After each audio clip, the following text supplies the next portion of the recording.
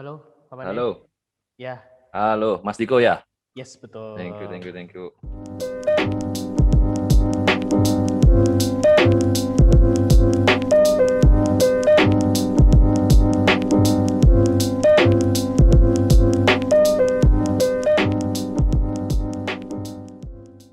Aci ya. Jadi cerita ini nih berdasarkan kisah nyata gitu.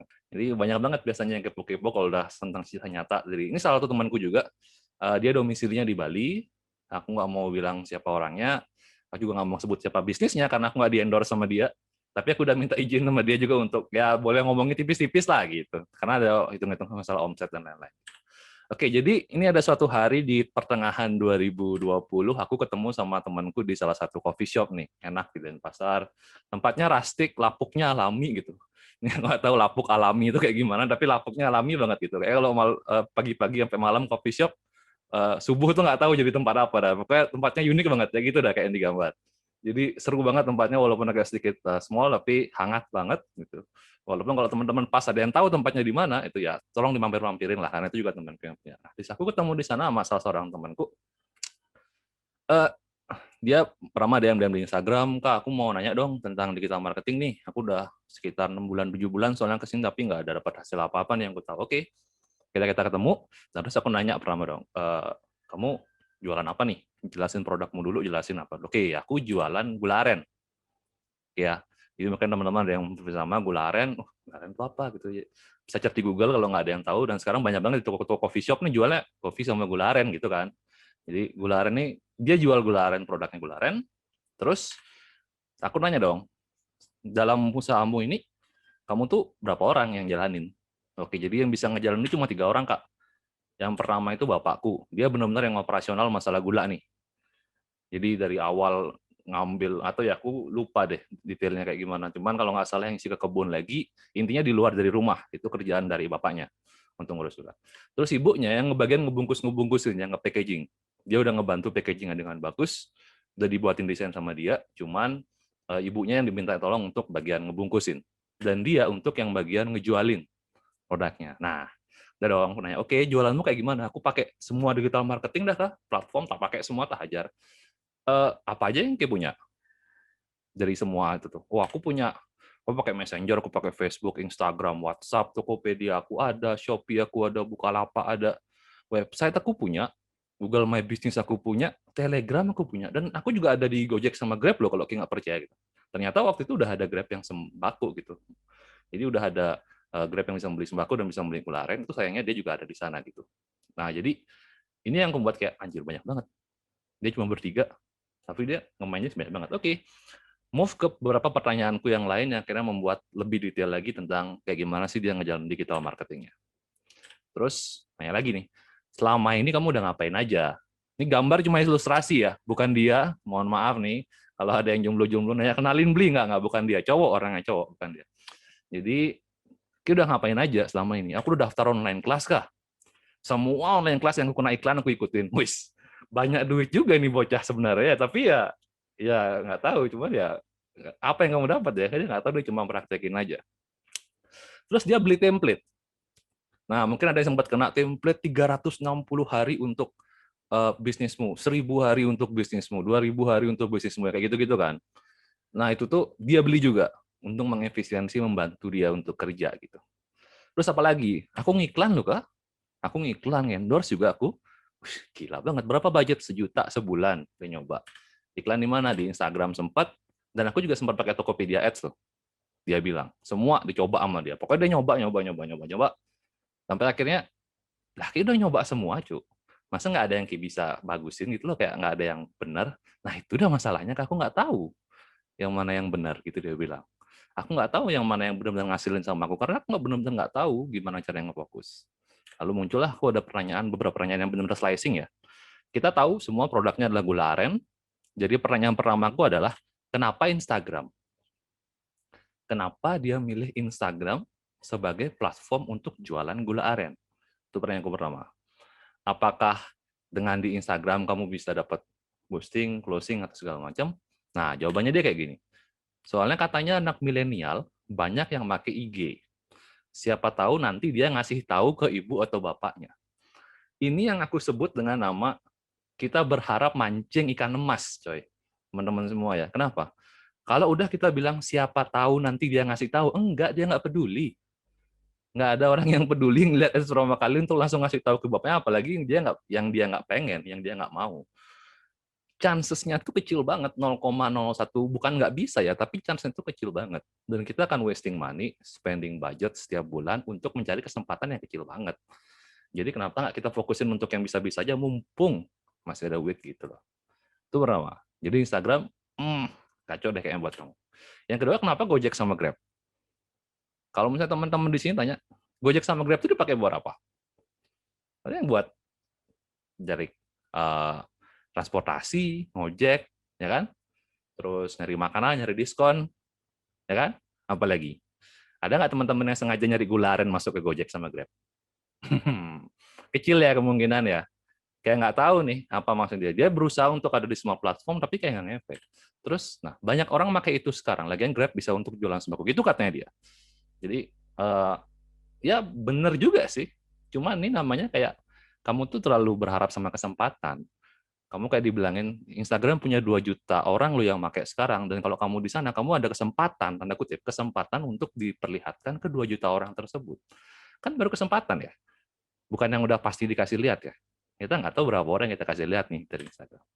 Terus, nah apa yang kamu lakuin di sosmedmu atau marketplace-mu? Which is, ini kan udah jackpot kelas. Dia udah ngiklan, jadi harusnya dia tahu dong apa yang dia lakuin. Dan akhirnya dia bilang, ya cuma ngupload konten, balesin DM. Dia sampai bayar fotografer sama videografer biar kontennya tuh high quality. Katanya itu. Lumayan loh itu. 45 jutaan something kalau nggak salah per sekali foto ya. Mungkin ada yang murah-murah juga kemarin pada saat ada yang membantu dalam arti yang gratisan pada saat pandemi awal-awal kemarin. Tapi sekarang rate-nya udah mulai naik lagi nih gitu. Nah, cuman yang jadi menarik bagiku adalah di kalimat terakhirnya dia. Tapi followerku segitu-segitu aja nih. Like juga nggak nambah. Kalau ada teman-teman yang punya kalimat yang sama kayak dia, selamat. Selamat dalam artian kayak, itu bukan tujuannya, men. Ngupload konten, balesin DM, itu kan tujuannya untuk engagement ya. Untuk biar kita tuh sama orang tuh melakukan pembelian nih, gitu loh. Nah, kalau misalnya memang untuk naikin follower atau untuk naikin like, ya udah buat konten tuh yang viral-viral aja, gampang kok, cepet naikin follower sama like. Benar. Kolaborasi sama ABCD juga cepat, cuman kan sayang ya kalau misalnya kita cuma dapat follower 12.000 tapi ngejual 2 biji gularannya kita nggak bisa, coy. Berapa ya kan? Sayang banget. Nah, terus kenapa berani ngiklan? Ini pertanyaan paling solid nih, karena dia bilang dia ngebayar orang tuh sampai 3 juta per bulan loh untuk ngiklan endorse. Jadi lumayan juga nih untuk datangin satu influencer. Nah, dia bilang kata kelas yang aku ikutin biar jangkauannya nambah. Nggak salah. Karena yang dia bilang adalah jangkauan nih. Biar jangkauannya nambah. Ngejangkau orang nambah bener, ya kan? Tapi apakah ini efektif? Efektif dalam artinya kayak ada dampaknya atau enggak ya? Mungkin iya, mungkin enggak, tergantung dari influencer apa yang dia pakai atau iklan vendor apa yang dia pakai. So, setelah kita ngobrol-ngobrol, secret nih ngobrolannya. Nggak aku buka di sini, akhirnya aku bilang, oke, 4 bulan lagi kita ngopi lagi. Lakuin yang barusan kita diskusiin, terus coba deh, bagus apa enggak? Gitu. Coba deh berhasil apa enggak? Oke, gitu. Akhirnya setelah 4 bulan lebih, 2 mingguan something, dia nelpon. Kak, ke Ubud. Yuk, ini ada tempat ngopi bagus nih di Ubud. Jancuk juga nih bocah. Ngajak tempat yang keren-keren. Oke, tapi aku nggak ada duit. Bayarin ya, gitu kan. Kayak, ya sok-sokan aja lah ya. Ya, aku bayarin dah full. Gitu. Karena tempatnya gila. Fancy banget, coy. Gitu. Akhirnya, di sana dalam 4 bulan gimana? Apa yang kita dapat setelah 4 bulan? Nah, dia nggak beberin nih. Dalam 4 bulan yang kemarin dia lakuin, dia akhirnya hanya fokus ke beberapa platform yang dia rasa dia sesuai. Yang pertama adalah Facebook. Facebook, yoi cuy. Dia fokus hanya di Facebook dan specifically fokus hanya di marketplace dan di Facebook groups. Nothing else. Dia Instagramnya pun hanya dia bilang dia pakai untuk showcase kalau nggak salah ya. Nanti ada kok di bawah-bawah. Terus dia beneran pecinta Facebook banget nih. Setelah itu dia pakai WhatsApp untuk nge-follow up. Tapi lebih tepatnya dia pakai untuk join group sama kolaborasi. Nah, nggak pakai Instagram? Pakai. Instagram itu hanya untuk showcase sama testimoni. Kenapa? Karena kebanyakan orang-orang pengen tahu ada Instagramnya nggak nih, gitu aja sih. Oh iya bagus, sekedar nambahin trust, itu bahasanya ya. Nambah feeling untuk lebih percaya diri gitu, karena ada showcase-nya, dia beneran jualan gitu. Dan dia nggak peduliin itu angka follower, dia nggak peduli angka likes, dia nggak peduli, nggak terlalu uh, ngelihat ini tuh, yang dia fokusnya engagement aja di sana. Jadi dia benar-benar dia stress release-nya enak banget, free gitu kayak nggak ada apa-apa. Nah akhirnya setelah itu dia bilang, nah, akhirnya dengan pas selama 4 bulan ini aku nggak ada ngeluarin cost iklan kah sama sekali, nggak ngiklan di mana-mana, nggak ngiklan. Terus ada nggak salah satu pelangganmu yang ngomong gitu, kenapa sih beli produkmu? Oh ada tuh satu yang unik, katanya fotonya kelihatan asli. Nggak, bukan karena pakai high quality foto, bukan karena pakai high quality video, tapi beneran hanya dari HP aja. Karena kan menentukan cost juga nih, ya kan? Jadi kayak nggak usah lah, tinggal kasihin foto aja sama foto biasa aja pas lu lagi buat, kayak pas lagi bungkusin, kayak biar kelihatan real aja. Jadi kan dapat trust itu. Nah omsetnya dia bilang nih, nggak begitu banyak kenaikan, tapi naik dari 8 juta di bulan pertama, terus pas ketemu sekarang, pertengahan bulan udah di angka 40 juta. Nggak terlalu tinggi kenaikannya, karena masih stagnan nih, baru 4 bulan, naik ke 32 juta ke bulan, udah oke lah, udah, apalagi pertengahan bulan, jadi masih oke. Terus, cost marketing dia berkurang dari 8 juta untuk video, endorser, iklan, ke cuma 3 juta per bulan, which is additional revenue nih, ya kan, karena budget tuh nggak kepake untuk iklan. Jadi, oke, at least kamu udah tahu nih jalannya kemana. Jadi tinggal difokusin aja. Nah, itulah salah satu efek karena kita tahu platform apa yang harus kita pakai, platform apa yang harus kita fokusin. Karena platform ini ada banyak. Kalau mungkin ada yang melihat statusku di Facebook, aku udah bilang jangan coba-coba makan soto pakai sedotan, ya kan? Karena ya susah coy. Kecuali emang ada yang pengen nyoba gitu, silakan datang ke Kerenang atau mana gitu ya, nyoba minum soto pakai sedotan gitu. Cuma kan tulisnya salah gitu loh. Jadi kayak nggak cocok nih tulisnya. Pakai sendok lah atau pakai garpu gitu, mendingan lah sumpit. Hello, sedotan nih pakai untuk soto ya nggak cocok banget. Nah itu adalah karena dia memilih platform yang tepat, makanya dia kenyang makan. Nah di digital marketing sama. Kalau misalnya teman memilih platform yang cocok, maka bisnis itu nambah. Karena sosial media itu awalnya nggak dibuat buat jualan, ya kan? Kita akan ngomongin lah.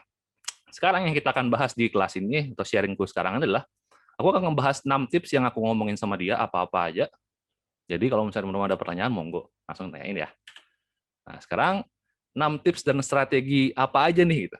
Wih, ada yang sedotannya dijadiin sumpit. Dimasukin ranting dulu ya, biar kerasa keras sedotannya gitu.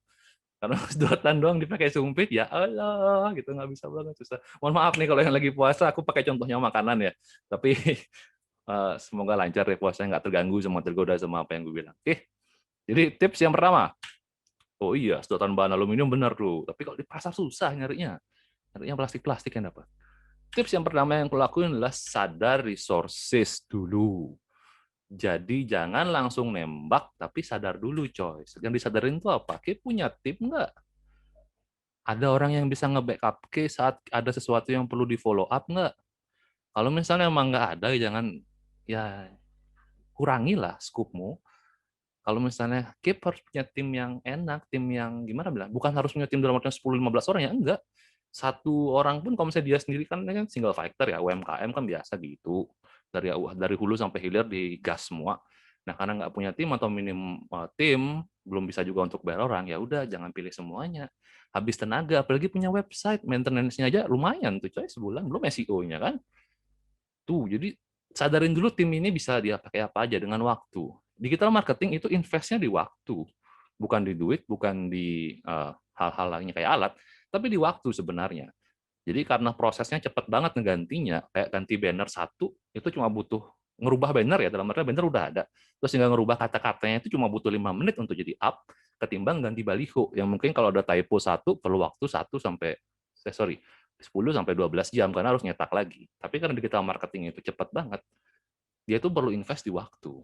Seberapa siap kamu tuh investasi ke waktu. Karena orang-orang tuh kan nanya di saat-saat yang benar-benar nggak tahu ini jam berapa, bosku. Jam 10 malam, jam 11 malam. Dia bangun jam segitu, ya jam segitu dia nanya, gitu kan.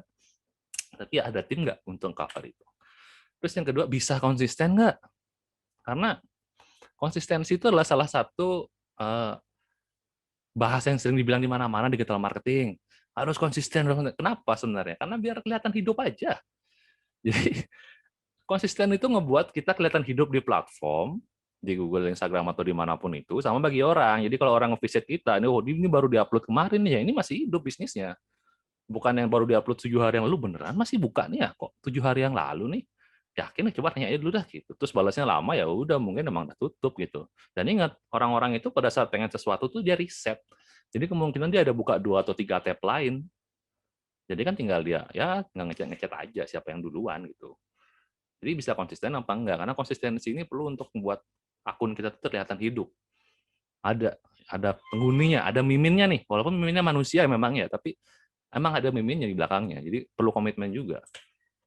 Siap nggak untuk komitmen? Komit dalam artian gini, untuk 4 bulan pertama, kamu nggak boleh ngelihat apapun selain revenue-mu. Kamu nggak usah ngelihat berapa angka followermu, kamu nggak usah ngelihat berapa yang nge-likes. Yang kamu cukup perhatiin adalah berapa yang komen, berapa yang share, sama berapa revenue-mu sekarang. Udah itu aja, komit. Kenapa? Karena itu juga ada lima tujuan kan. Ada berapa yang likes, ada yang komen, ada yang share, ada yang save mungkin, atau ada yang follow ataupun follow di akunnya.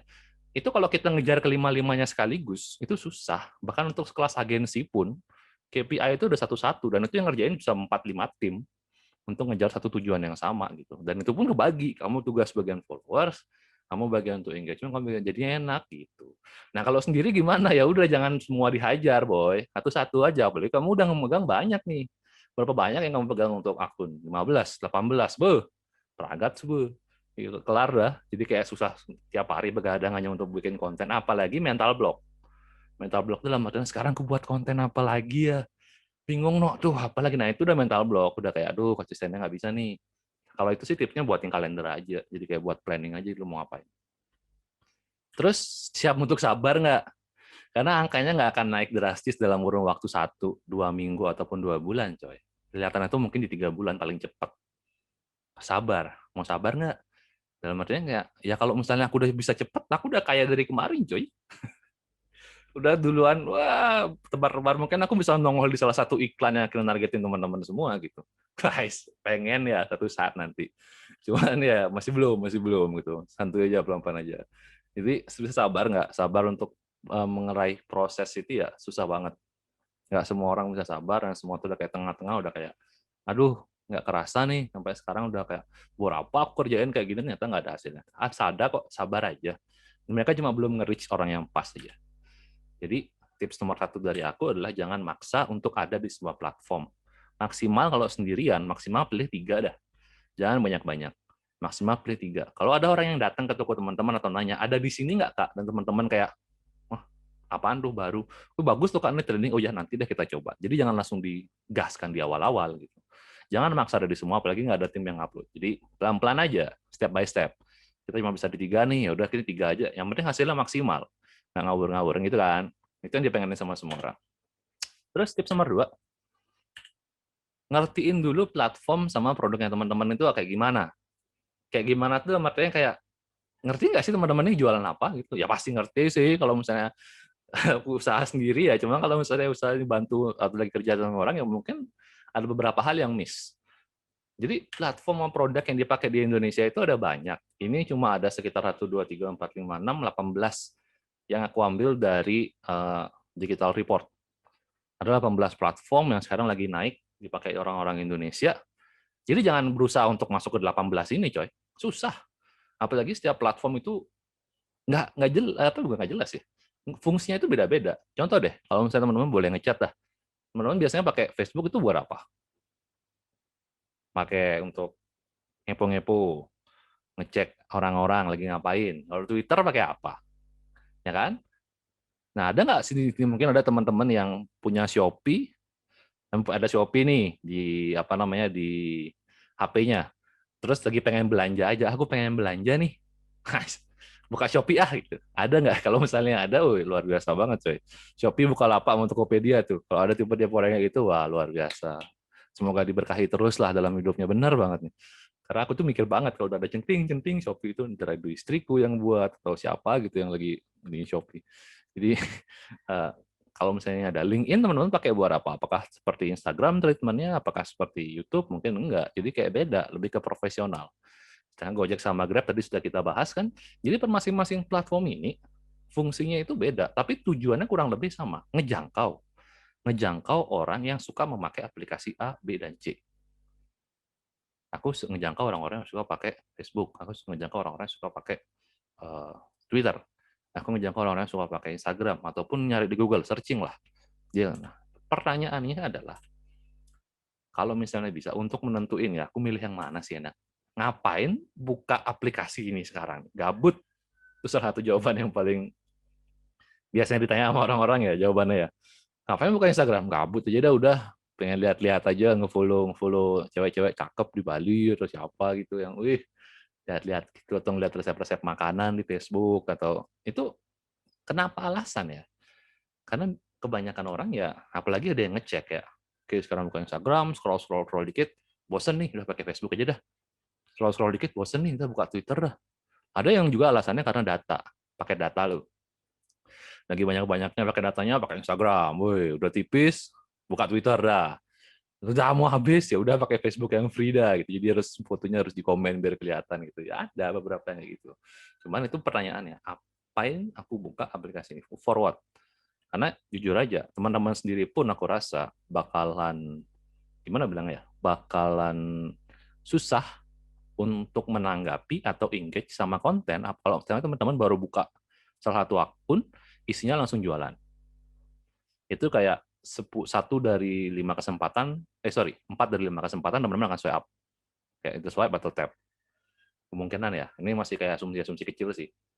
Tapi kalau aku lihat dari subjektif sama teman-temanku, kemungkinan mereka akan itu. Jadi kayak aku lihat dari jauh aja mereka buka Instagram tuh kelihatan loh, kayak tap pelan, terus lagi ngeliatin nih, tap tap tap, udah kelihatan tuh ngapain tuh, apalagi tap tap tap, belang iklan udah kayak gitu, udah tahu nih orang mau ngapain. Jadi hampir nggak semua orang pengen ambil iklan, nggak suka ya, maksudnya kecuali iklan itu menarik bagi mereka.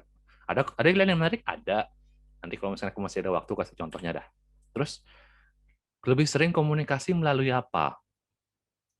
Jadi kalau ternyata teman-teman lebih sering komunikasi via WhatsApp, Telegram, ataupun SMS, ya coba aja SMS blast gitu loh, misalnya ya. Tapi dari lebih yang aku di sini yang dipakai akun ini siapa? Yaitu orang yang dia targetin. Orang-orang yang kita targetin tuh orang-orang siapa, cuy? Ya orang-orang yang mau beli gularen lah. Ya siapa, cuy? Udah, coba kasih aku gambaran sedikit. Mungkin orang-orang yang udah tua, mungkin senior, atau orang-orang yang punya coffee shop deh gitu. Itu kan udah enak tuh. Oke, kalau misalnya orang-orang yang sudah senior, itu dia pakai komunikasi via WhatsApp sih paling sering, karena aku sering dapat forward berita-berita hoax nih di WhatsApp keluarga tuh. Siapa gitu itu ngirim gitu misalnya ya. Jadi kalau misalnya lebih sering komunikasi melalui WhatsApp, ya udah taruh di sana aja, di WhatsApp aja taruhnya. Bisa komunikasi via WhatsApp untuk lebih cepat jadinya. Jadi walaupun kayak buat di Facebook ya, bilang aja nomor WhatsApp kita nih, bisa langsung kontak di sini gitu. Dan terus ada lagi, Boy. Jangan lupa alasan orang milih platform A dibanding B itu kenapa? Kenapa dia milih platform Facebook daripada Instagram?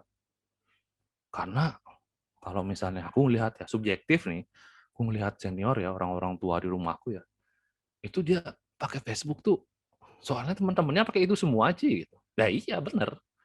Kebanyakan emang orang udah senior, ibuku banget nih, itu sempat ngikut kompetisi masak di Facebook.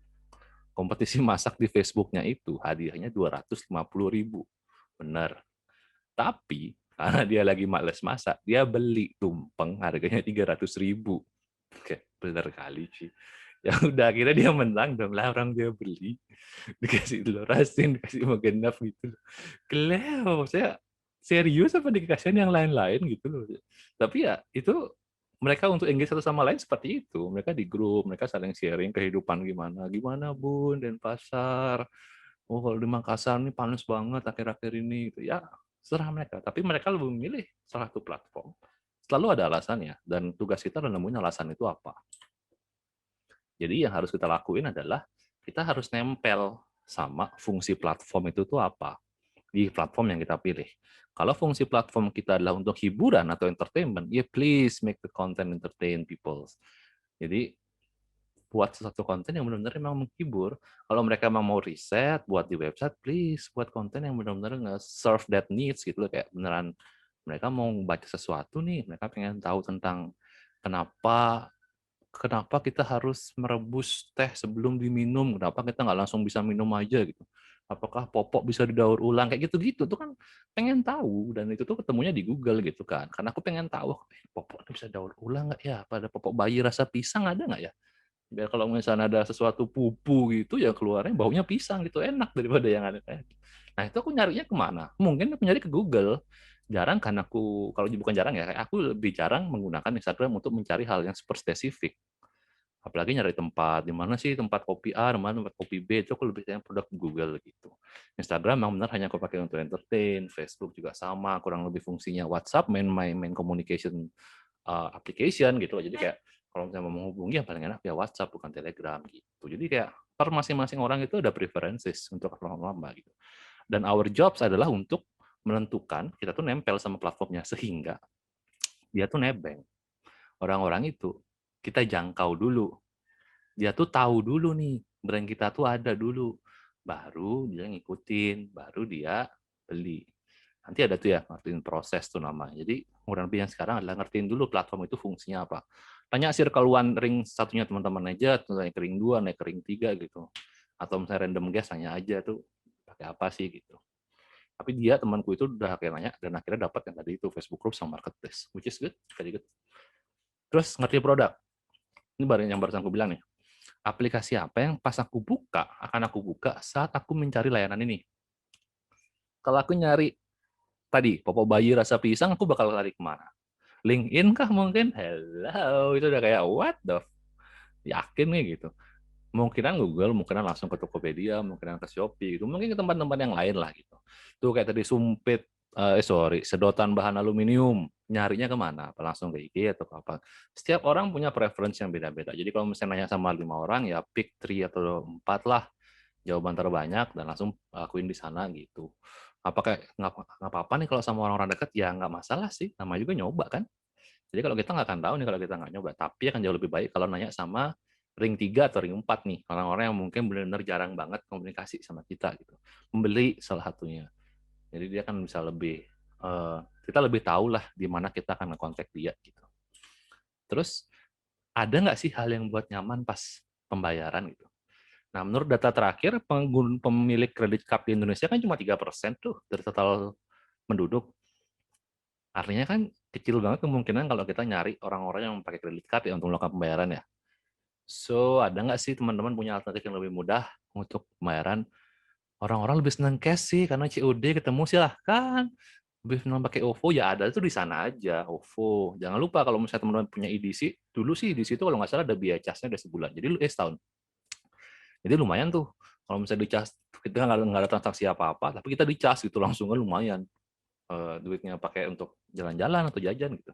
Jadi lihat fee-nya berapa, lihat biayanya berapa, apakah bisa nih langsung transfer di Indomaret? Oh, iya. Kalau misalnya memang orang-orang lebih senang kayak gitu, nggak apa-apa.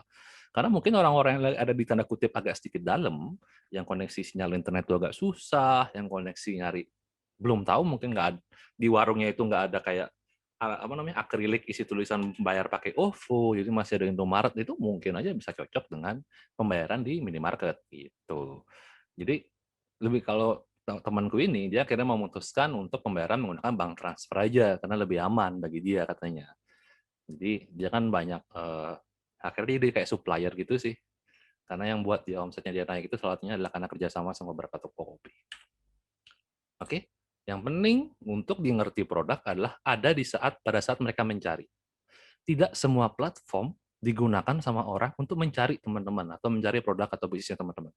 So, kembali lagi ke tadi, narrow down your choices, pick 3 platforms or narrow down to 2 platforms only. Jadi kayak cuma 2 aja yang kita dipakai. Oh, palingan orang-orang yang cool rich cuma ada di A sama di B.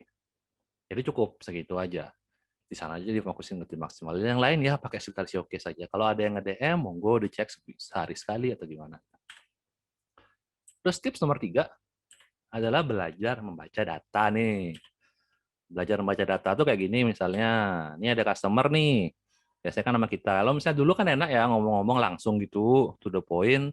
Tapi sekarang di tengah-tengah tuh loh ada teknologi. Jadi kan susah nih, kita nggak bisa ngapa-ngapain, kita nggak bisa ngomong langsung ke pelanggan, pelanggan juga nggak bisa ngomong kita, walaupun kelihatannya kayak kita diomongin via teknologi gitu. ada pengganjalnya di tengah-tengah.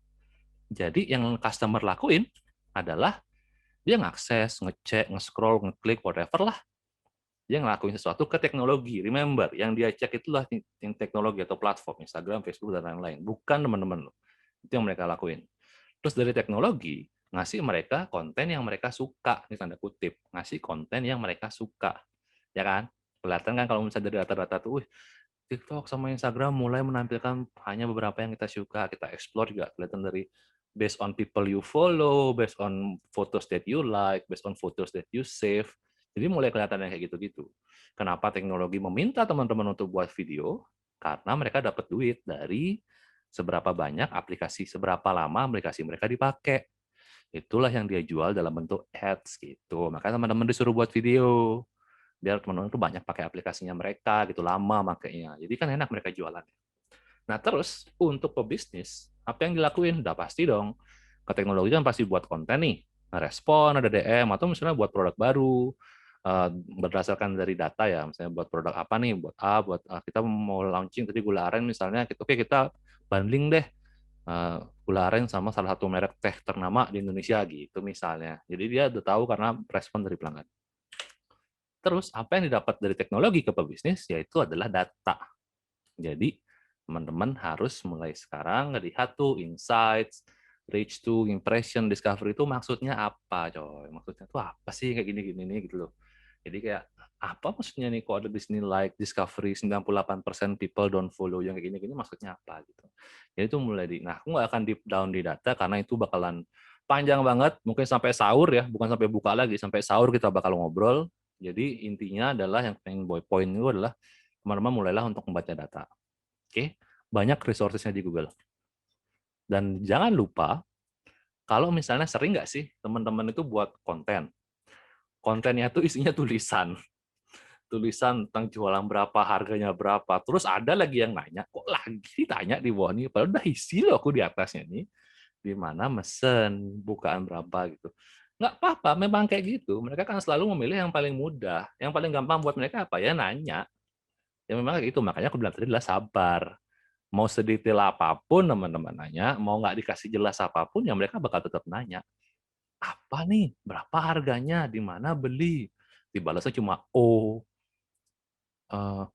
tes, cek, api-api aja, cantik kak, padahal fotonya gula aren gitu kan kayak what the, ya begitulah berikilinya. Dan tips nomor 2 di sini adalah karena teman-teman membaca data, ini salah satu hal yang aku petik setelah aku beberapa tahun belajar data ya. Asumsi itu lebih sering tidak sama dengan realita. Jadi pada saat aku berasumsi nih, aku dulu sempat kerja di beberapa tempat yang kayak, oke kita bisa deh buat A, B, C, D, E. Kita ngasumsi aja, enggak mereka nggak bakal mau nih, udah kayak gitu bahasanya. Mereka pasti nggak mau milih, mereka pasti nggak mau, mereka pasti pergi, mereka udah kayak pasti aja bahasanya. Padahal itu asumsi coy.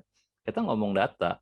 Contoh kayak temanku nih, kenapa kita nggak coba untuk bawa keluar, eh, kirim keluar kargo kayak toko, masa ada orang di Bali ya susah, ya nggak siapa tahu cuy di luar tuh ada. Oke lah kita coba membuka salah satu platform yang gratis namanya Google Trends. Oke, kalau misalnya teman-teman nyari silahkan nih dibuka nih apa sih fungsinya nih kalau misalnya udah ada yang pakai ya pakai reminder aja. Ini bisa dipakai untuk hal-hal yang kayak riset barusan loh. Oke, di sini aku coba cek dengan yang tak lingkerin ya. Kata kuncinya itu adalah gula aren. Dan aku yang lingkerin lagi satu yang di sebelah kanan ya teman-teman, itu adalah Indonesia di 12 bulan terakhir. Kita scroll down dikit sampai ke kota, ternyata itu nggak ada Bali di top 5. Itu namanya di Bekasi, so Tangerang, Depok, Jakarta, which is ya Jakarta semua, so why not? Kita coba aja cuy, kan nggak apa-apa. Oh iya ya boleh aja nih, akhirnya dia nyoba. Walaupun dia baru dapat satu sih in the terms of 4 months, tapi lumayan, order itu repeatnya lumayan. Jadi kayak, untung dapat di satu ya, oke lah dia karena salah satu produsen kopi bubuk juga, tapi bukan kopi bubuk besar ya, kopi bubuk yang dinikmati kecil-kecil gitu, dan dibanding sama kopi lokal sama gula aren gitu, jadi kepisah. Jangan lupa teman-teman, kalau misalnya membuat konten atau membaca data, ini kan kayak datanya baru ampas aja nih, baru kayak di permukaan, belum sampai di bawah-bawah sampai going deep. Yang selalu teman-teman harus perhatiin adalah selalu ada orang di ujung sebelah sana. Jadi jangan beranggapan kayak eh, orang tuh pasti mau diginiin kok. Enggak. Orang tuh pasti mau enggak. Kalau kita di dia tuh posisinya skenario kayak gimana sih? Ada skenario 1, skenario 2, skenario 3. 3 lah maksimal kalau aku mah. Oke, kalau misalnya kita ngeluarin produk tentang popok bayi rasa pisang gitu misalnya. Skenario pertama adalah bapak-bapak yang unik, yang suka sama tantangan atau YouTuber, mungkin dia beli. Itu skenario pertama. Skenario kedua, ini jadi viral, tapi viral itu dalam hal menjatuhkan. Karena kok kayak alat kontrasepsi sih, jadi rasa pisang segala macam gitu untuk popok. Yang ketiga, mungkin itu akan hit di pasaran karena baru banget kan ngetren gitu. Jadi selalu ada 3 kemungkinan, dan dari 3 kemungkinan itu kita memikirkan strategi yang cocok itu apa. Karena selalu ada orang, dan orang di ujung sebelah sana itu nggak cuma satu kepala, dia bisa ada 2, 3, sampai 10, sampai 100, sampai 1000 kepala. Oke. Tips nomor 4 adalah mulai untuk kolaborasi. Simple nih. Kolaborasinya sama siapa? Kalau dia sudah kubocorin di awal ya, dia sama bisnis lain yang saling melengkapi. Dia kerjasama sama komunitas. Dia melakukan influence marketing. Influence, not with R, nggak ada R sama sekali, tapi hanya influence. Tidak ada influencer marketing, tapi hanya influence marketing. Kenapa gitu ya? Karena kita mau orang itu benar-benar influence, benar-benar mau ngasih pengaruh, sampai orang tuh mau beli. Biasanya aku sama tim itu hanya ngebagi berdasarkan 3. Yang pertama, komposisi. Gimana sih orang nilai dia? Apa sih yang bisa membuat dia tuh influence? Karena gini, ada kasus di mana salah satu temanku itu punya salah satu restoran Jepang ya, which is dia baru cerita banget sama aku, yang sering datang ke sana itu adalah salah satu orang yang bisa dibilang influencer lah. Influencer tapi dalam hal senam. Bukan not of his type, maksudnya not of his warung type, karena warungnya kan makanan tuh, ya minta di endorse juga gitu. Jadi karena dia engagement bagus, terus influencer di niche senamnya juga bagus, jadi minta. Tapi nggak ada hasilnya apa-apa, dia bilang nggak ada apa-apa. Kenapa? Karena mungkin dia nggak peduli. Dia nggak peduli kalau misalnya dia lagi makan apa, orang-orang nggak peduli. Yang peduli adalah pada saat dia lagi senam, itu yang dia peduliin. Influencer seperti apa? Jadi cari orang-orang seperti itu. Apa yang buat biasa menginfluence? Fotonya kah? Caranya dia buat caption kah? Caranya dia engage? Tapi kita bagi jadi composition, lalu kita ada komen. Gimana reaksi audiens terhadap postnya dia? Sama gimana dia engage, 2 arah nih. Kenapa? Karena kita tahu lah beberapa orang-orang yang kalau bahasa Balinya adalah selebgram buang nih. Ada beberapa orang yang memang tanda kutip followersnya banyak, tapi hanya menarik kaum-kaum tertentu nih yang akhirnya komen di sana. Itu kita tahu. Dan orang yang punya akun tuh sama sekali nggak engage. Jadi kayak ya udah biarin aja gitu. Jadi ada yang kayak gitu kan. Jadi kalau misalnya bisa, ya baru ke yang bertiga. Apakah konten produknya itu sama cocok nggak sih sama konten saya? Bayangin aja kayak yang barusan itu selebgram buang kita bisa bilang, terus jualan gula aren gitu. Wah sudah kayak anjir. Udah lihat yang aneh-aneh aja, udah kayak bayanginnya udah yang aneh-aneh gitu. Terus angle-nya itu cocok nggak sama brandnya? Jangan-jangan gula arennya ditaruh di pojok, biar ada aja. Terus dia pose gitu, jadi kayak nggak ada kegularannya sama sekali. Orangnya jadi nggak peduli gitu. Jadi composition, comment, sama content itu salah satu hal yang paling important sih menurutku. Sehingga ketiga jadi win-win solution. Win buat di content creator, aku bilang, win untuk di bisnisnya teman-teman, sama win untuk di customer teman-teman. Jadi teman-teman customer teman-teman dapetin apa yang mereka mau dan mereka suka, teman-teman dapat bisnisnya, dan si konten kreator bisa buat konten dengan baik. Oke, itu tips nomor 4. Sekarang kita masuk ke tips kelima. Ada 6 ya, saya lagi 1 aja nih. Bear with me. Oke, jadi tips nomor 5 adalah maksimalkan media digital. Nah, maksimalin maksudnya gimana Kak? Bukan tadi udah. Nah, ini ada beberapa tips nih. Banyak teman-teman akan dengar kayak buatlah high quality content. Boleh, bener kok. Kita harus buat high quality content, walaupun sebenarnya high quality content plus setiap orang tuh standarnya beda-beda nih. Ada yang high quality content itu kayak ngebuat video, lagi pose-pose kan, buat video tentang baju baru, tapi ternyata nggak ada musiknya sama sekali. Suaranya masih suara motor di belakang. Jadi pas pose, gitu kan kayak ya mungkin bagi dia itu high quality. So, nggak apa. Cuman saranku adalah buatlah high quality engagement, not just content.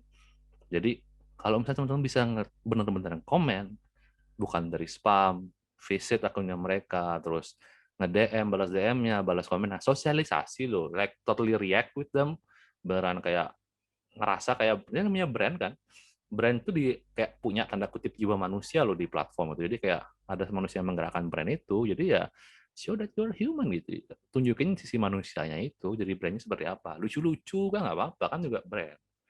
Jadi tunjukkan personal brandnya seperti apa dengan memberikan high quality engagement. Terus nih, yang tadi aku bilang nih, ngerti proses. Nah, prosesnya seperti apa?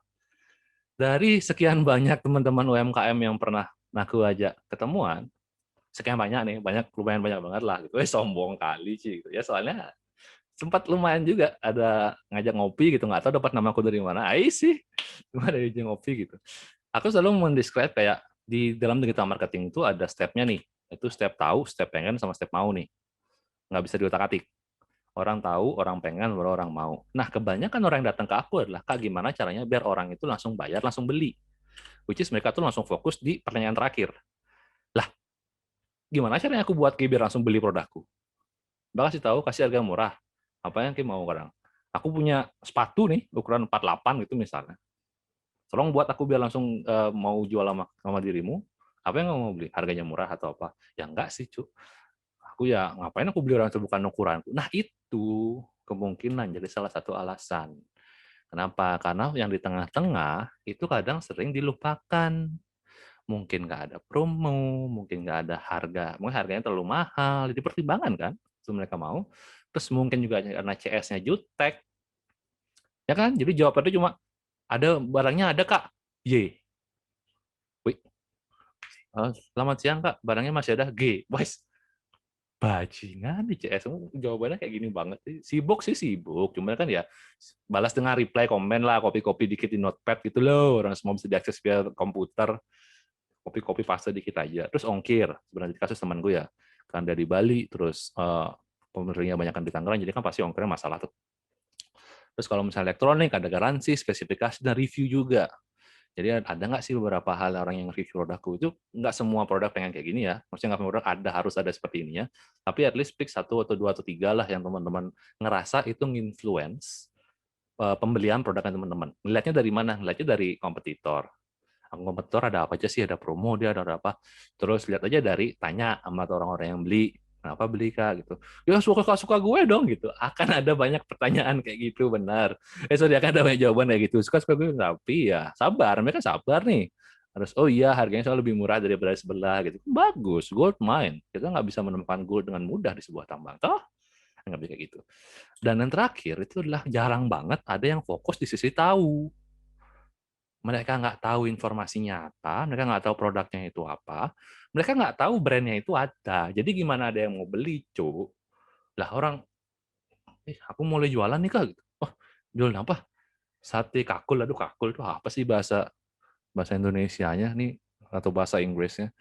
Wah, pokoknya sate-sate yang ketemu keong-keong di sawah itulah pokoknya. Sate bekicot, siput. Wah, ini kok ada beberapa jawaban yang beda. Saya kayak gitulah pokoknya. Sate kakul nih Kak, gitu. Lah, dia nggak pernah ada ngepost apa-apa, dia nggak pernah ada ngebuat ngasih informasi apa-apa. Terus gimana orang tahu udah jualan begituan? Terus dia mau nanya sama aku, gimana karena biar orang mau beli nggak? Ya buat orang tahu dulu, Cuk. Buat orang tahu dulu, buat orang pengen dengan ngasih lihat, ke ini PO apa enggak, ini harganya berapa, terus ada free ongkir atau enggak. Jadi kan ada spek kayak gitu-gitu kan.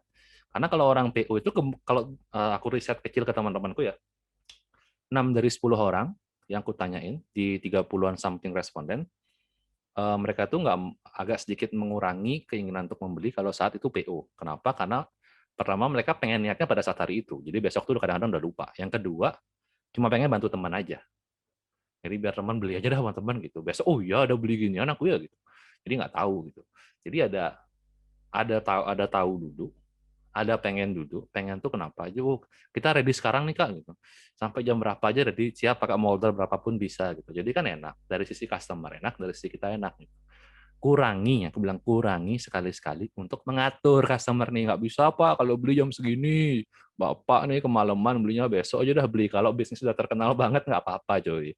Kalau udah gede banget apa kalau dicari ya, tapi kalau baru-baru helah disombong kali gitu. Jadi tipsnya kalau di sini adalah susah nyari yang mau kalau nggak ada yang tahu. Jadi kalau dosenku nih, aku kan sempat ikut beberapa course juga tentang digital marketing. Nah, untuk bisnis itu, jadi apa bilangnya bahasanya ya? Kalau adanya sebuah bisnis, jadi kayak bisnis itu nongol aja gitu, kayak adanya sebuah bisnis itu yang lebih mempengaruhi 65% dari pembelian katanya. Jadi kayak dia ada aja, orang tahu aja, itu yang lebih mempengaruhi daripada yang lain-lain. Daripada pengen, daripada promo. Jadi ada aja. Karena kadang-kadang kita gimana bilangnya ya? Kita pas lagi lewat suatu tempat, kalau kita sering lewat tempat itu ya, kita kurang lebih ya. Kalau aku sih pribadi ngeh ada sesuatu yang berubah. Ada dagang ini sekarang, ada dagang ini sekarang gitu. Itu memori itu yang dicari, ditahu. Ingat ya, tahu itu cuma biar orang tahu aja, belum sampai ke pembelian. Jadi itu yang kita cari, tahunya itu. Nah, once dia udah tahu, baru kita nyari yang pengen, baru kita nyari yang mau. Jadi kalau misalnya mau cepet banget, terus tahu langsung mau, boleh. Nggak, bukan aku bilang kayak itu nggak bisa sama sekali, bisa, cuman susah. Kayak kita mau cari gold, kita mau nambang emas sekarang nih, pokoknya harus langsung dapat gitu. Boy, susah juga nih, Juk. Berapa lama kita harus bisa di sini nih nyari-nyari tahu gitu, petunjuk-petunjuk biar kita langsung dapat gitu sih kurang lebih ya. Jadi ya kayak susah untuk nyari orang yang mau, lebih susah nih nyari yang mau kalau nggak ada sama sekali yang tahu. Itu ngerti proses. Dan terakhir, marketing itu sifatnya adalah amplifying. Pernah nggak sih wondering gitu, kok orang-orang kayak kalau ada yang di Bali ya kayak nasi Bali Menweti yang di Sanur, terus kalau ada yang beberapa tempat-tempat lain kayak beberapa tempat makanan di tempat-tempat lain tuh kok terkenal banget. Dia nggak perlu digital marketing, dia biasa aja, dia cuma jualan aja tapi naik omsetnya. Nah itu namanya teman-teman adalah word of mouth dan itu masih efektif sampai sekarang. Please, untuk UMKM itu masih efektif sampai sekarang. Aku nggak akan nyaranin untuk langsung ads dulu, konten itu segala macam. Please, gunakan media digital untuk mendorong terjadinya word of mouth dulu. Biar orang-orang tuh unik dulu. Mau nyebarin teman-teman, mau nyebarin bisnisnya teman-teman tanpa ada harus bayar. Karena kadang-kadang ya, kalau misalnya mungkin teman-teman mau pengen tahu di mana sih dagang rujak dekat sini, atau di mana sih aku bisa beli tali sepatu untuk sepatu sepak bola, kebanyakan ya, bukan semua sih, kebanyakan masih bisa nge-refer sama teman dekat. Kebanyakan masih bisa nge-refer sama orang tua, kebanyakan masih bisa nge-refer lihat di Google dan segala macam. Jadi itu masih ada channel di dua itu. Atau sama senior atau sama apa, itu masih kepake word of mouth itu. Jadi word of mouth ini juga amplifikasi dari berapa banyak orang tahu gitu. Kayak semakin banyak orang yang tahu, semakin banyak orang yang mau, pengen, baru kita bisa meningkatkan semakin banyak orang yang mau. Kalau misalnya sebaliknya itu susah karena gimana dengan supply and demand-nya agak sedikit kurang ya. Kalau bahasaku sih kayak gitu. Jadi aku selalu mengajarkan sih, kayak nge-share ke teman-teman UMKM, please, please, please, word of mouth aja. Kasih tahu ke teman-teman tetangga, kasih tahu ke kolaborasi. Jadi apa-apa aja sih yang bisa dipakai sebagai word of mouth, banyak. Review, digital creative content tuh kayak mereka ngefoto produknya teman-teman, terus mereka ngeposting ya. Ada social events juga, ada kerjasama sama media, ada sama komunitas, ada sama ngikutin podcasting atau webinar, dan yang paling efektif itu adalah arisan ibu-ibu PKK. Please believe me, itu yang paling efektif di antara semua ini. Kalau produknya teman-teman bisa masuk ke sana, weh saya saya beli gula aren di ini tuh enak banget rasanya loh. Wah udah, siap-siap, serbu. Apalagi langsung teman-teman buat kompetisi tuh sama ibu-ibu. Oh ibu-ibu kan udah beli semua, kalau misalnya bisa buat kue yang paling enak nih, saya kasih nih. Sebulan gratis, udah aren gitu. Woi udah, portofolionya bakal kenceng. Kenceng lah gitu. Senam mingguan Banjar boleh, bazar Banjar juga boleh gitu. Jadi ada beberapa step yang bisa teman-teman lakuin untuk buat word of mouth-nya jalan. Oke, ini bisa teman-teman catat juga boleh. Dan tips yang terakhir adalah trial dan error. Anggaplah kayak lagi masak-masak makanan gitu. Kalimat yang cocok untuk dibuatin t-shirt nih, jangan ngarep hasilnya beda kalau hal yang dilakuin tuh sama. Gitu katanya. Ini kata dosenku ya, Dukun nih.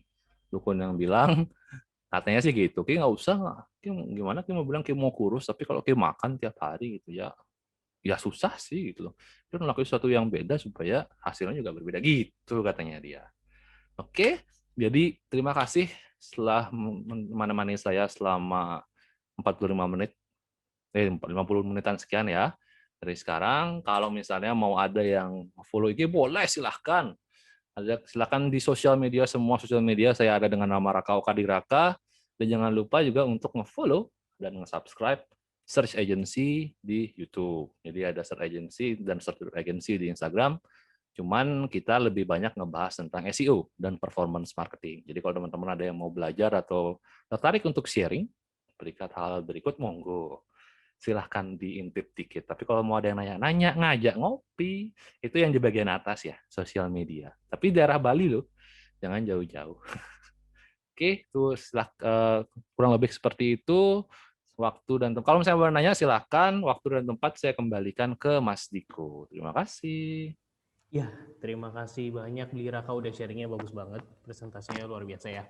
Nah buat teman-teman silakan banget nih buat yang mau nanya, karena kesempatannya mungkin susah ya, karena Beli Raka juga lagi kebetulan sakit nih. Jadi teman-teman yang masih bingung mungkin atau spesifik nih bisnis aku cocoknya di mana, silakan bertanya.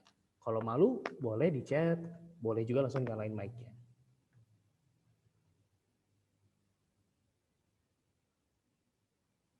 Wah. Jangan malu-malu lah. Iya, masih pada malu nih kayaknya. Santuy aja. Kita mumpung online nggak ada makan siapa-siapa kan. Oke, ini udah ada pertanyaan satu. Halo, ini dari Aldo.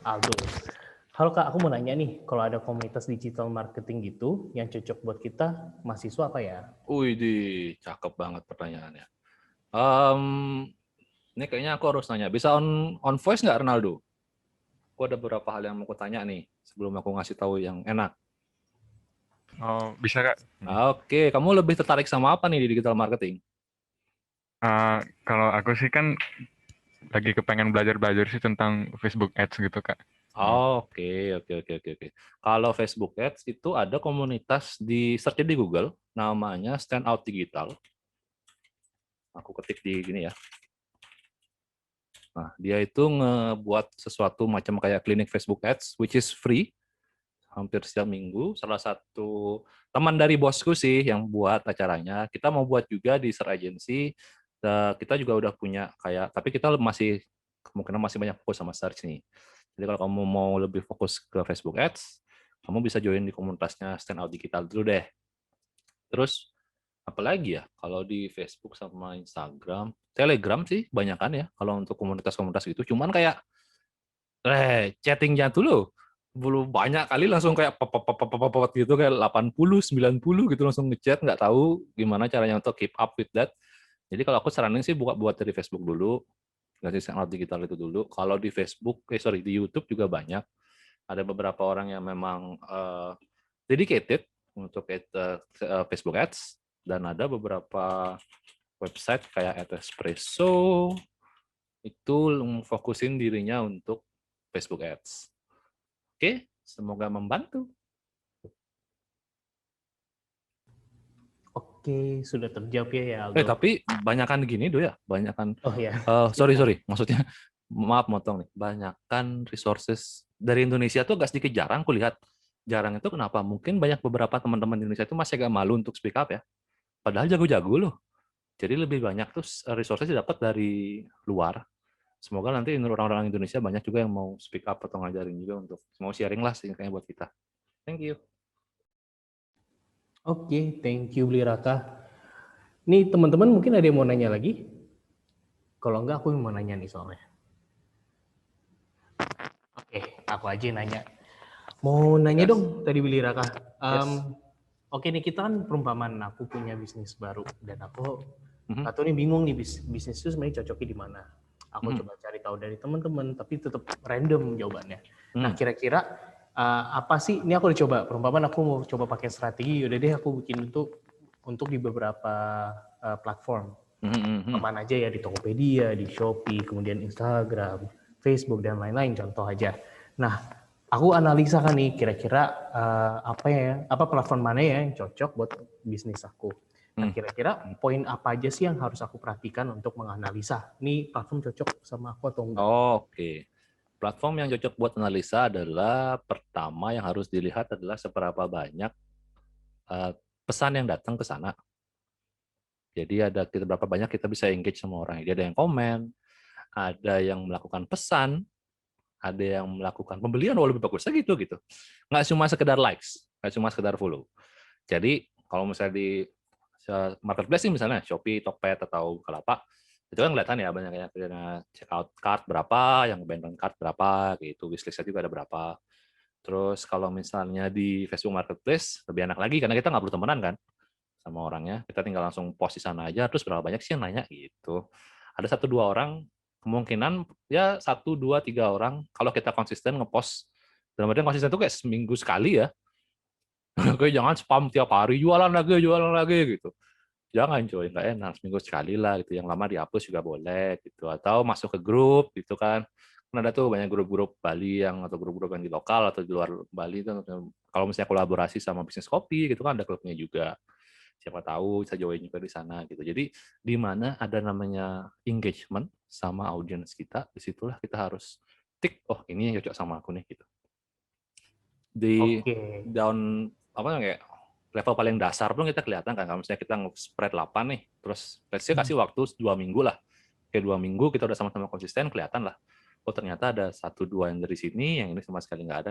Oke ini kita pick 1, terus kita coba untuk tambah lagi gitu. Oke, pertanyaan kedua aku udah terjawab juga ya. Aku tadi mau nanya juga berapa lama nih kira-kira aku harus tes. Ternyata 2 minggu ya itu. Ya 2 minggu tuh udah paling Cukup lah ya. cepat ya, paling cepat 2 minggu. Hmm. Tapi kalau case temanku tuh kan dia kalau nggak salah dia bilang 1,5 bulan baru Hmm. keluarin tuh, makanya dia nggak ngelihat ada improvement apa-apa di bulan pertama, dan dia baru ngeliat tuh di bulan kedua baru kelihatan gitu. Oke, mantap. Ini ada pertanyaan juga berikutnya dari Cuawira. Wah, selamat sore Kak. Apakah ada rekomendasi konten YouTube atau lainnya untuk belajar data digital marketing untuk pemula? Sebenarnya aku mau nanya juga nih, ini teman-teman mau nyari informasi lanjut tentang digital marketing, kira-kira mau apa sih yang dicari dan mungkin bisa ditanya langsung di sini. Gitu. Iya. Kalau untuk belajar data ya,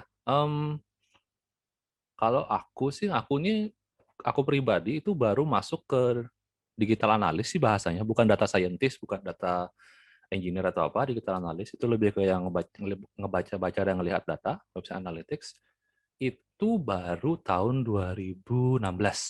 Jadi baru 5 tahun nih, baru 7 tahun. Kenapa? Karena pada saat aku nyoba itu di tahun 2013, aku blank, totally blank. Why? Karena kalau kamu pengen belajar data digital marketing, itu bukannya gimana ya, tapi kalau bahasanya tuh kayak nggak ada yang untuk pemula nih, gitu. Jadi data kalau digital marketing secara holistik itu nggak ada. Tapi kalau per platform, gimana cara baca data digital marketing untuk Instagram, untuk pemula, itu ada. Data digital marketing untuk Facebook, untuk Instagram, itu ada. Data digital marketing holistik semua untuk pemula, nah itu nggak ada. Kenapa? Karena pada saat kamu bermain dengan data digital analytics, kamu akan lebih banyak ke matrix ya bahasanya ya yang kita ukur. Itu lebih banyak ke cost per conversion berapa, biaya per satu conversion, biaya per satu lead itu berapa, apakah kamu yakin datanya ini ke-track dengan baik atau enggak. Jadi kayak banyak hal-hal di luar dari apakah kita dapat data aja. Jadi kayak data itu udah benar belum masuknya.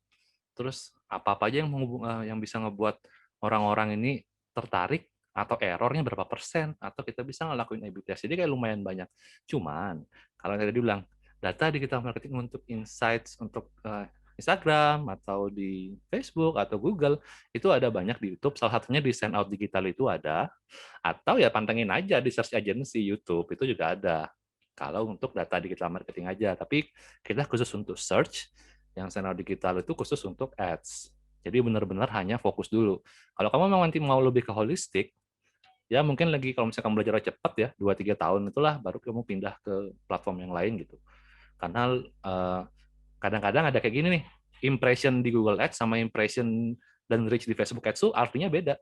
Dan itu berasa kamu ngeblend jadi satu, itu nggak tahu pakai data yang mana kan.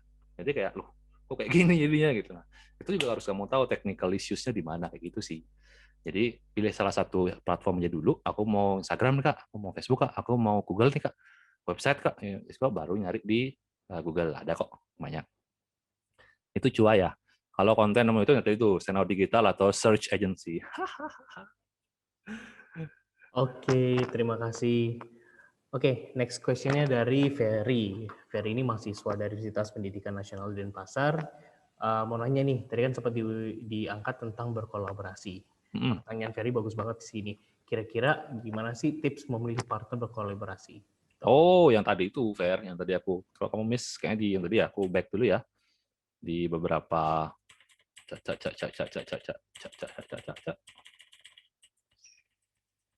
Mana sih? Nah, ini ya. Ini tips dari aku sih.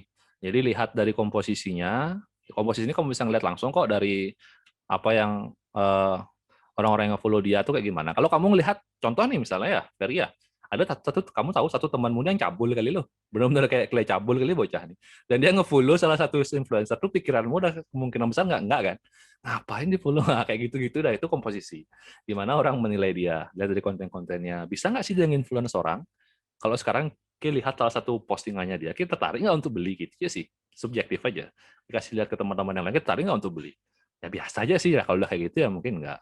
Terus komennya gimana? Gimana dia komen? Ada beberapa influencer lokal sih aku lihat ya, konten kreator lokal yang benar-benar dia memang bagus. Reaksi sama audiensnya dia bagus, terus dia engage sama audiensnya juga bagus. Gitu. Jadi kayak dia mau komen sama orang-orang, dia mau untuk keep in touch with their followers, walaupun nggak semuanya, walaupun hanya beberapa, tapi dia mau gitu. Jadi ya itu ada beberapa yang lihat dari komen. Tapi kalau misalnya follower udah sejuta kan nggak mungkin kan nggak komen di semua orang. Mungkin hanya di 50 karena dia udah dikasih batasan sama Instagram gitu. Mungkin hanya di 40, 30, tapi dia mau. Terus kontennya, tadi nih, apakah produkmu ini cocok nggak pas dia bawa jadi konten gitu? Apakah dia hanya duduk di samping kasur terus produkmu dikasih lihat di sebelahnya dia gitu aja? Atau ternyata produkmu di depan kamera dia agak blurin terus ngeliatin dia di belakang gitu kan? Berkele ya, Clay. Masa produknya endorse di blurin gitu loh. Apakah dia buat di story, produkmu makanan misalnya dibuatin story sama dia enak gitu. Nah, kalau saranku pilih konten kreator itu sebulan sekali aja. Karena di sana kamu lihat apakah itu ngefek atau enggak. Jadi biar nggak kamu langsung oke minggu hari ini sama A, hari ini sama Kak Raka, besok sama Mas Diko, besoknya lagi sama siapa gitu dan kembali. Nah, kayak nggak akan tahu selama seminggu kayak itu gara-gara siapa. Karena siapa tahu aja mungkin Mas Diko yang lebih banyak ngasih follower ke Ki atau makin banyak yang membeli sama Ki, yang buat pengunjung-pengunjungnya tuh mau dong beli di mana beli, nanya dia misalnya sama Mas Diko, oh di sini belinya, akhirnya dia beli daripada aku, ya kan? Jadi kayak kalau bisa 1 bulan sekali aja, biar kamu juga tahu mana sih yang benar-benar sukses, mana yang enggak. Dan banyak juga konten kreator Bali yang baik banget. Baik itu dalam artinya kayak, kalau misalnya emang enak, dia nggak mau dibayar, kirimin aja makanannya gitu. Ada kok beberapa. Listnya aku ada, cuman aku nggak bisa ngirim. Mohon maaf, rahasia perusahaan. Tapi ada. Saya bilang nih, ada kok. Di antara sekian banyak konten kreator Bali yang udah KKN bahkan udah verified, ada beberapa yang kayak gitu. Oke, Ferry ya. Berikutnya nih ada pertanyaan dari Kamarati. Menurut Kak Raka, kira-kira ada karakteristik khusus nggak sih untuk market di Bali terkait kebiasaan atau what works or what doesn't dalam konteks digital marketing? Jadi mungkin dari budaya ada nggak sih yang kayak nggak cocok nih di Bali gitu? Apa ya? Kalau aku selama nargetin orang Bali, lalu aku ingat-ingat lagi nih. Tapi kalau misalnya untuk untuk karakteristik khusus di Bali ya, kayaknya bisa ngelihat dari, mohon maaf kalau misalnya agak singgung sara sedikit ya, tapi kita bisa lihat dari demografi kan, untuk agama itu kelihatan cara mayoritas apa gitu kalau misalnya di Bali. Itu salah satu yang mungkin bisa jadi don't and doesn't-mu gitu. Ada masih udah beberapa marketnya, cuman memang mungkin nggak terlalu banyak, nggak sebanyak di pulau-pulau Indonesia lainnya. Itu sih yang pertama. Terus yang kedua, karakteristik khusus sih, aku melihat lebih banyak impulsif nih kalau boleh ngubangin cerita, bocorin rahasia ya. Aku lebih banyak lihat pembeli impulsif itu ada di kalangan senior, which is 35 age sampai ke atas. Itu jauh lebih impulsif dan mereka jauh lebih gampang kena tipu. For good reason and for bad reason. Jadi beneran kayak gampang sekali mereka kena tipu gitu. Itu aku lihat. Dan untuk orang-orang Bali sendiri sih, mungkin kita agak sedikit susah kalau nargetin di utara ya. Maksud gua kisaran yang Bali-Bali bukan Bali Selatan doang gitu. Kalau Bali Selatan kamu akan target orang di Bali, mostly akan karena expat nih.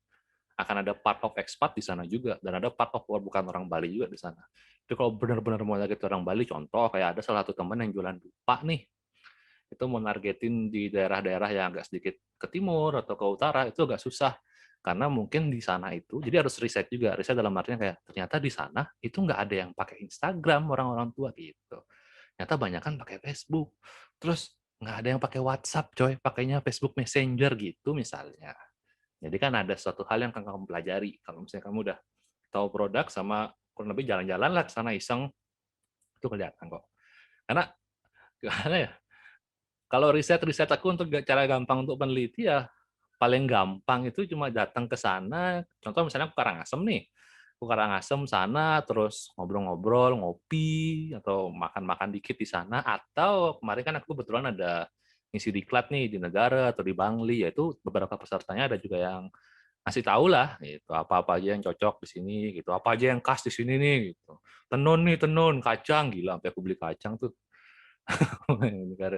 Tapi emang enak sih kayak gitu-gitu ya. Jadi ada pembeli impulsif itu aku lihat di data secara pribadi khusus untuk industri baju.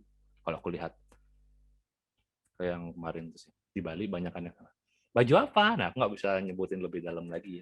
Tapi at least bukan baju sehari-hari. Oke? Oke, ini mungkin kita ke pertanyaan terakhir ya dari Yo. Maitri. Mau nanya ke Araka, di mana ya kalau di Bali bisa ikutan kursus digital marketing? Widih. Aku belum nemu, coy. Serius saja, aku belum nemu. Ini di Bali padahal banyak banget yang jago-jago. Tuh, orang-orang itu kayak malu kali depan kamera dibilang. Aku nggak mau depan kamera, Kak. Aku malu gitu kayak aduh, padahal ya ganteng sih enggak ya, cantik juga enggak ya, cuman aku ngerti salah satu alasan malunya, cuman kan ya nggak gitu-gitu banget loh orang. Biasain aja gitu. Dulu sih ada Gapura Digital namanya. Gapura Digital tuh Google punya, itu masih ada nih sekarang setiap Sabtu sama Minggu.